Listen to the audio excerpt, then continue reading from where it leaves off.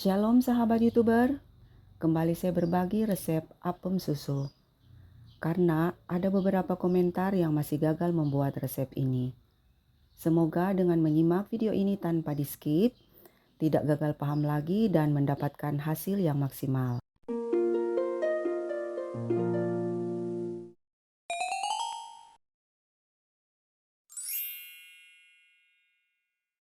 Pertama-tama siapkan wadah bersih, kemudian masukkan tepung terigu. Di sini saya menggunakan terigu serbaguna Kompas. Lalu tambahkan lagi dengan gula pasir. Lalu masukkan susu bubuk. Bila menggunakan susu sasetan, gunakan 1 saset aja. Tambahkan juga margarin, kemudian masukkan juga telur 1 butir.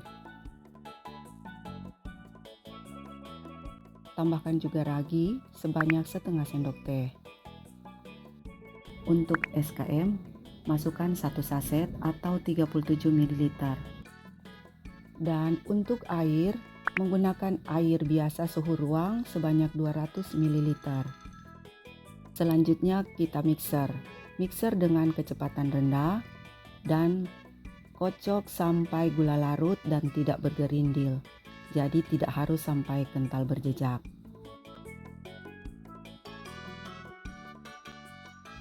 Konsistensi adonan seperti ini.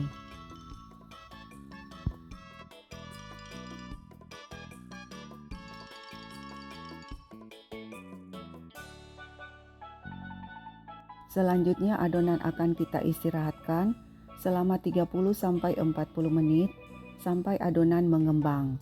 Sambil menunggu adonan mengembang, siapkan cetakan apem. Di sini saya menggunakan cetakan apem yang super tebal. Kemudian olesi dengan margarin tipis-tipis saja. Setelah 30 menit, adonan kita periksa. Bila sudah mengembang, akan kita lanjut dengan pemanggangan. Jika belum, lanjutkan sampai adonan mengembang. Jadi, pastikan adonan benar-benar mengembang supaya kue tidak bantat.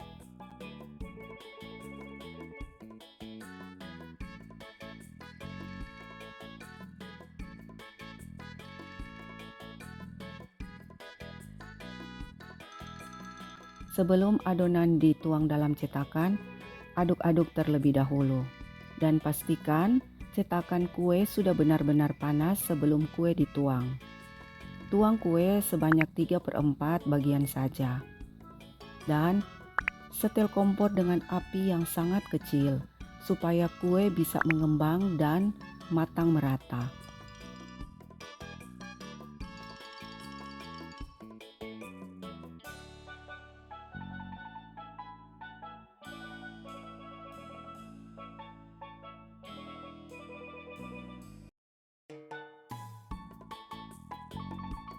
Untuk penutup cetakan kue bisa dibuka tutup untuk mengecek kematangan kue. Jika permukaan kue terlihat banyak gelembung udara seperti ini, itu tandanya kue yang kita buat berserat atau berhasil. Bila pinggiran kue sudah terlihat mengering dan tidak lengket bila disentuh, kue bisa dibalik untuk mematangkan sebelah sisinya lagi. Hal-hal yang perlu diperhatikan yaitu pastikan adonan sudah mengembang sebelum dituang ke dalam cetakan. Cetakan kue harus benar-benar panas ketika adonan dituang. Api kompor disetel sangat kecil ketika kue akan dipanggang.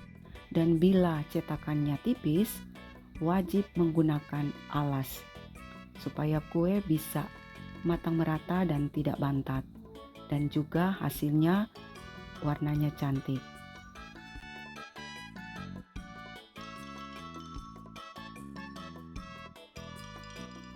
Apabila kedua belah sisi kue sudah berwarna kuning kecoklatan, maka kue sudah bisa diangkat.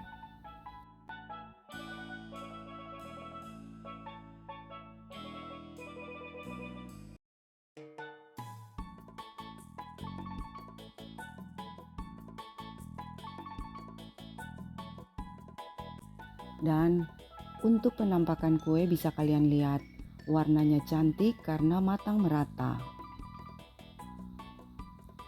Kemudian kita akan mereview bagian dalamnya.